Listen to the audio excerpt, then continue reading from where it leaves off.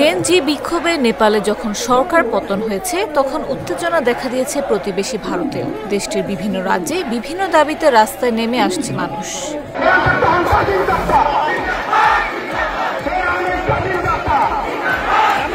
গত মঙ্গলবার চাকরি প্রত্যাশীদের আন্দোলনে অচল হয়ে পড়েছিল বিহারের বিভিন্ন এলাকা। এবারের বিক্ষোভে উত্তাল হলো দেশটির আরেক রাজ্য আসাম। কিন্তু উত্তর পূর্বাঞ্চলত কেবল দুখনেই রাজ্য ত্রিপুরা আর অসম। বুধবার সন্ধ্যায় রাজ্যের তিনসুকিয়া জেলায় মোরান সম্প্রদায়ের প্রায় 20,000 মানুষ রাস্তায় নেমে আসেন। তাদের দাবি, অবিলম্বে মোরানদের তফসিলি উপজাতি মর্যাদা দিতে হবে।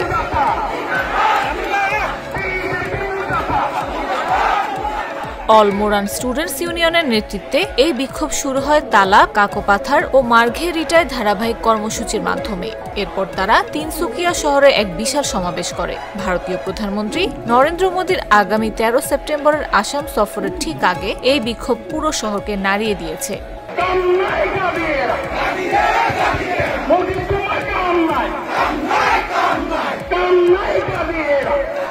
এদিন কড়া নিরাপত্তার মধ্যে বিক্ষোভ মিছিল শুরু হয় বড়গুড়ি ইন্ডাস্ট্রিয়াল ট্রেনিং ইনস্টিটিউটের মাঠ থেকে। নারী পুরুষ নির্বিশেষে বিপুল সংখ্যক মানুষ এতে অংশ নেয়।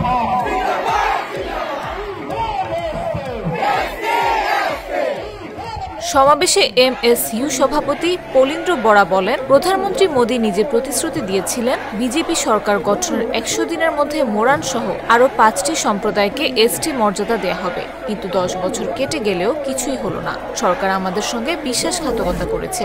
2026 সালে নির্বাচনের আগে যদি আমাদের এসটি মর্যাদা ও 6ষ্ঠ তফসিলভুক্ত স্বায়ত্তশাসনের দাবি পূরণ না হয়, আমরা আরো তীব্র আন্দোলনে যাব।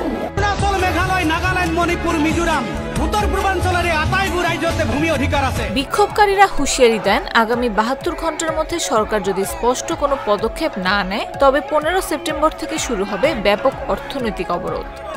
এমএসইউ মোদীর আসন্ন সফরকে সামনে রেখে মোরানদের প্রতিশ্রুতি পূরণের সময়সীমা পরিষ্কার করার আহ্বান জানিয়েছে।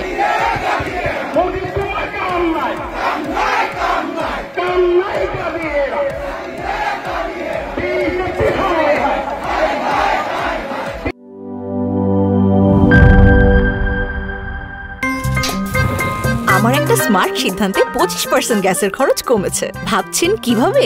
সাধারণ গ্যাস স্টোভ বদলে আমি এনেছি আরএফএল গ্যাস স্টোভ। এর সাইন্টিফিক নজল ও ব্রাস বার্নার ক্যাপ সমানভাবে তাপ ছড়িয়ে রান্না করে দ্রুত। তাই গ্যাসও বাঁচায় 25%, টাকাও বাঁচে 25%। আরএফএল গ্যাস স্টোভ নিরাপদ ও গ্যাস সাশ্রয়ী।